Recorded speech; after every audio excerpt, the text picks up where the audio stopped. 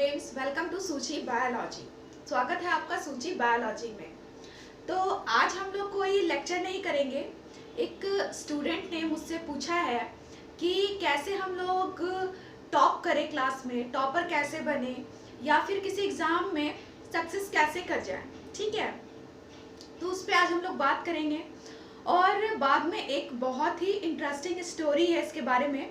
वो interesting story भी हम लोग उस पे वो भी मैं आप लोगों को शेयर करूंगी, उसके बारे में भी मैं आप लोगों को बताऊंगी। ठीक है, तो जिस भी स्टूडेंट के दिमाग में ये रहता है कि सक्सेस कैसे करे या क्लास में टॉप कैसे करे, तो पहली बात तो ये है कि जो भी ये टीचर से पूछता है कि मैं टॉप कैसे क्लास में करूं, वो जो स्टूडेंट है उसमें डेडिकेशन की कमी है पहली बात तो।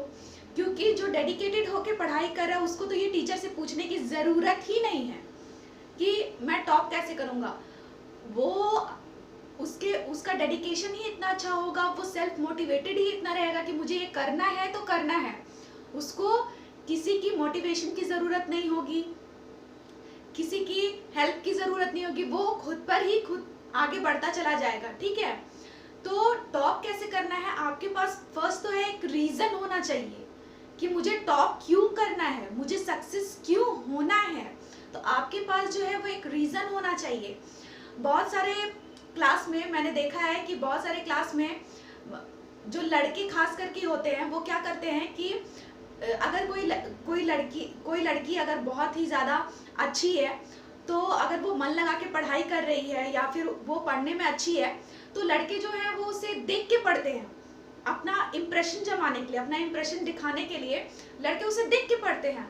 तो डजेंट मैटर, कोई फर्क नहीं पड़ता है कि आप उसको देख के पढ़ रहे हो या फिर किसी और चीज़ों की वजह से पढ़ रहे हो। मुद्दा ये है कि आपके पास एक रीज़न होना चाहिए पढ़ने के लिए। आप मान के चलिए कि आपके लाइफ में कोई बहुत बड़ी प्रॉब्लम है, ठीक है, तो वो प्रॉब्लम को सॉल्व करने के लिए कोई ना कोई तो आपके पास आइडिया होगा कि इसको हम क्यों करना चाह रहे हैं, या फिर अगर ये प्रॉब्लम को अगर हम सॉल्व नहीं करते हैं तो क्या आगे जाके हमें नुकसान हो सकता है, हार्म हो सकता है हमें। तो आपके पास एक अपना रीज़न है उस काम को करने के लिए। वैसे पढ़ने के लिए भी आपके पास एक रीज़न होना चाहिए कि हाँ, इस बार मुझे टॉप करना है तो करना है। उसके लिए चाहे मुझे रात में जितनी देर जागना पड़े, दिन में जितना भी टाइम देना पड़े, मैं दूंगा। बहुत बच्चे क्या करते हैं, टाइम टेबल बनाते हैं, ठीक है, तो टाइम टेबल होना चाहिए। लेकिन बहुत बच्चे क्या करते हैं, वो टाइम टेबल डिसाइड ही करने में 2 दिन बिता देते हैं। तो टाइम टेबल बनाने में ज़्यादा टाइम नहीं लगाना चाहिए। टाइम टेबल जो है वो आपके माइंड में होना चाहिए, सबसे बड़ी चीज़ है। आपका जो हर दिन का एक टारगेट है वो आपके दिमाग में फिक्स होना चाहिए कि हाँ, ये चैप्टर है, ये टॉपिक है, या फिर ये सारी चीज़ें हैं जो मुझे आज डील करनी है तो करनी है, दूसरा कोई काम नहीं करना है, ये सारी चीज़ें मुझे आज डील करनी है। तो जो टाइम टेबल, उसमें ज़्यादा टाइम वेस्ट नहीं करना है कि अभी मान के चलिए कौन सा मंथ चल रहा है, नवंबर लास्ट चल रहा है, दिसंबर, जनवरी, उसके बाद तो फरवरी में सबकी एग्जाम्स होने वाली है। ठीक है, तो उसका टारगेट जो है वो ये नहीं है कि हम लोग जनवरी में फिक्स करेंगे। उसका टारगेट, रिवीजन टारगेट हम लोग अभी से फिक्स करेंगे कि आज ये टॉपिक पढ़ना है, कल ये टॉपिक पढ़ना है, परसों वो टॉपिक पढ़ना है। तो जो टारगेट है वो अभी ही हम लोगों को फिक्स करना है, और ये नहीं कि बस टाइम टेबल बना के पोस्टर में दीवार में चिपका दिए और वो टाइम टेबल हम लोग फॉलो ही नहीं कर रहे। ऐसा नहीं होना चाहिए। वो जो चीज़ है वो आपके दिमाग में फिक्स होनी चाहिए कि मुझे ये करना है तो करना है।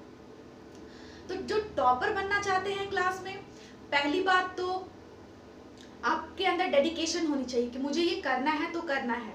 हर चैप्टर को बहुत ही अच्छे से रिवाइज करिए। जितने भी टेस्ट होते हैं उसको टेस्ट समझ के मत दीजिए आप लोग कि हाँ, आज ये टेस्ट मैं देने जा रहा हूँ तो जो होगा सो देखा जाएगा, ये सोच के नहीं देना है। हर एक टेस्ट, हर एक बच्चे को मैं कहूँगी कि हर एक टेस्ट जो है वो फाइनल एग्जाम की तरह देना है। तो ऐसा हो ही नहीं सकता है कि जिस समय आपका फाइनल एग्जाम रहेगा उस दिन आपकी प्रिपरेशन अच्छी होगी नहीं, ऐसा हो ही नहीं सकता है। 100% है कि अगर आप अभी से ही उसकी प्रिपरेशन करोगे तो फाइनल एग्जाम में जो आपको प्रॉब्लम होगी ही नहीं, आप टॉप करोगे ही करोगे, इसमें कोई शक ही नहीं, आप टॉप करोगे ही करोगे। ठीक है, तो इस पे तो हम लोगों ने बात कर ली। जो स्टोरी है आज की, मैं बहुत ही इंटरेस्टिंग स्टोरी है, मैंने कहीं सुना है तो वो मैं आप लोगों को बताती हूँ कि एक लड़का था और एक लड़की थी। लड़का जो था वो बायोलॉजी का स्टूडेंट था, लड़की जो थी वो फिजिक्स की स्टूडेंट थी, ठीक है। तो जो लड़की थी उसे लगता था कि फिजिक्स बहुत ही टफ सब्जेक्ट है और उसे अपनी सब्जेक्ट पे बहुत ही घमंड था, बहुत वो ईगो रखती थी अपने सब्जेक्ट पे।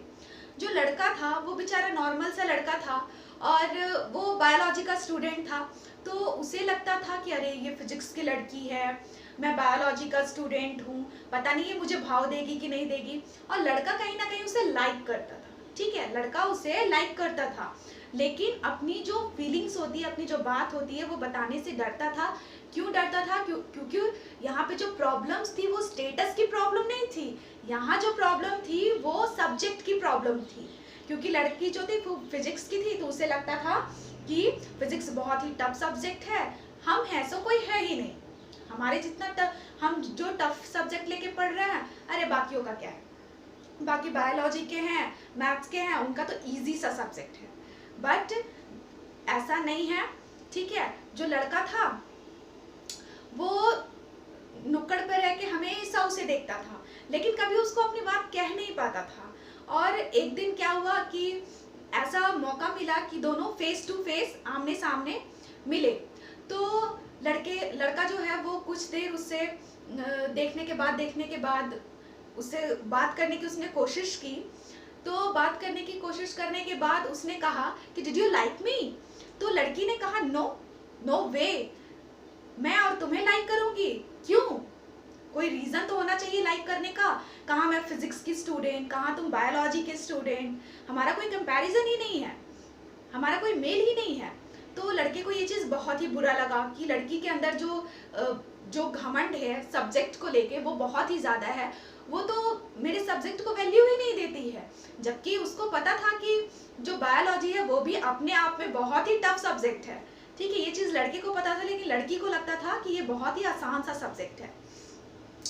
तो लड़का कुछ देर सोचा कि मैं इससे क्या बोलूँ जब इसके अंदर इतना घमंड है। तो उसके बाद लड़के ने उससे एक सवाल पूछा कि तुम मेरे एक सवाल का जवाब देना। तो लड़की ने कहा कि क्या, पूछो। तो लड़के ने कहा कि अगर बायोलॉजी इतना आसान सब्जेक्ट है तो तुम मुझे बताओ कि तो डॉक्टर्स बायोलॉजी पढ़ते पढ़ते उनकी हैंडराइटिंग खराब क्यों हो जाती है? अगर इतना ही आसान सब्जेक्ट है तो अगर मान के चलिए कि डॉक्टर अगर ऐसे लिख रहा है, जैसे मेरा नाम है सुचित्रा, ठीक है, तो मैंने अभी ऐसे लिखा, ठीक है, लेकिन जब वो लोग स्टडी करते हैं धीरे धीरे तो इतना हार्ड वर्क वो लोग करते हैं, उनकी स्टडी इतनी टफ हो जाती है, इतने सारे नाम याद करने होते हैं, इतने सारे मेडिसिन के नाम याद करने होते हैं कि धीरे धीरे उनकी हैंडराइटिंग ऐसे हो जाती है, ठीक है। तो वही चीज़ लड़के ने उससे पूछा कि तो अगर बायोलॉजी इतना टफ सब्जेक्ट है तो तुम मुझे बताओ कि जो डॉक्टर है वो पढ़ते पढ़ते या फिर मेडिकल के प्रिपरेशन करते करते एंड तक उनकी हैंडराइटिंग इतनी खराब क्यों हो जाती है? जबकि फिजिक्स वालों को तो ऐसा नहीं है, वो लोग तो कुछ भी कर ले, आईटी सेक्टर में चले जाए, बीटेक कर ले या फिर इंजीनियर बन जाए, उनकी हैंडराइटिंग तो खराब नहीं होती है।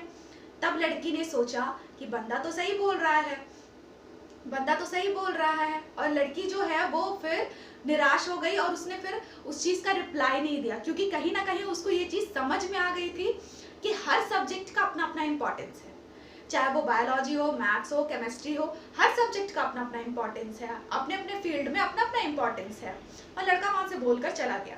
तो इस स्टोरी से क्या समझते हैं हम लोग कि हर सब्जेक्ट का अपना अपना एक वैल्यू है, अपना अपना महत्व है। किसी सब्जेक्ट का हम लोग किसी चीज़ दूसरे सब्जेक्ट से कंपैरिजन नहीं कर सकते। वो जो पढ़ता है उसको ही पता है कि ये सब्जेक्ट आसान है या टफ है, हम नहीं डिसाइड कर सकते कि वो आसान है या टफ है, ठीक है। तो ये जो स्टोरी है उससे हम लोग क्या समझे कि कोई भी सब्जेक्ट किसी के लिए आसान नहीं होता, वो जो पढ़ता है उसको ही पता होता है कि सब्जेक्ट आसान है या टफ है, ठीक है। तो टॉप कैसे करना है क्लास में? तो टॉप कैसे करना है, पहले तो सेल्फ मोटिवेटेड रहना है, स्टडी को लेके डेडिकेटेड भी रहना है। अगर आप डेडिकेटेड नहीं रहोगे तो फिर कोई फायदा नहीं है पढ़ के, कोई फायदा नहीं है आपको पढ़ के कि आज मैंने 2 घंटे पढ़ लिए, कल कुछ पढ़ा ही नहीं, आज मैंने 4 घंटे पढ़ लिए, कल कुछ पढ़ा ही नहीं, आज तो 3 बजे सुबह ही उठ के पढ़ाई स्टार्ट कर दी है, लेकिन कल तो 8 बजे तक सो रहे हैं। तो ऐसे नहीं होता है, डेली आपको एक रूटीन फॉलो करना है, कि हाँ आज मैंने मॉर्निंग में अगर 4 बजे उठ के अगर मैं पढ़ रहा हूँ या पढ़ रही हूँ, रात के अगर मैं 10 बजे तक पढ़ता हूँ, बीच में जो भी ब्रेक होते हैं वो तो ब्रेक होना ही है, लेकिन अगर 4 बजे उठकर अगर मैं पढ़ रहा हूँ और वो जो मेरी स्टडी है वो रात के 10 बजे ख़त्म हो रही है, और अगर वो कंटिन्यू रहती है जब तक आपका एग्जाम फिनिश नहीं होता, अगर वो कंटिन्यू रहती है तो हो ही नहीं सकता है कि आप क्लास में टॉप नहीं करोगे। चाहे आप किसी भी चीज़ का एग्जाम दो, कंपटीशन एग्जाम दो, क्लास एग्जाम दो, टेस्ट दो, हो ही नहीं सकता है कि आपके अच्छे मार्क्स ना आए, हो ही नहीं सकता, मानने वाली बात ही नहीं है। तो कहीं ना कहीं आपको एक रूटीन फॉलो करना, और वो रूटीन ऐसा नहीं कि टाइम टेबल बना के दीवार में चिपका दिए, वो रूटीन जो है वो आपके दिमाग में फिक्स होना चाहिए। कहाँ फिक्स होना चाहिए? दिमाग में फिक्स होना चाहिए। तो आज हम लोगों ने किस चीज़ पे बात किया, कैसे हम लोग सक्सेस करेंगे, कैसे हम लोग टॉप बनेंगे, और हम लोगों ने एक मोरल स्टोरी को भी देखा जो कि आई होप कि आप लोगों को बहुत ही इंटरेस्टिंग लगा हो। क्या हम लोगों ने देखा? Moral story. कल जो है वो हम लोग एक बहुत ही इंटरेस्टिंग लेक्चर के साथ अपना क्लास स्टार्ट करेंगे, तब तक के लिए। लेकिन एक चीज़ मैं आप लोगों को बोलना चाहूँगी कि बहुत लोग, मैंने आप लोगों को अभी बताया कि टॉप कैसे करना है, या फिर एक मोरल स्टोरी बताई, या फिर मैं क्लासेस लेती हूँ, ये सारी देखने के बाद ना कोई लाइक नहीं करता, कोई सब्सक्राइब नहीं करता चैनल को, ये अच्छी बात नहीं है। अगर आपको कहीं से कुछ सीखने के लिए मिल रहा है तो चैनल को एक सब्सक्रिप्शन तो ज़रूर बनता है, एक लाइक तो ज़रूर बनता है। तो रिक्वेस्ट है मेरा, एक सब्सक्रिप्शन और एक लाइक तो ज़रूर करिएगा। तब तक के लिए थैंक यू।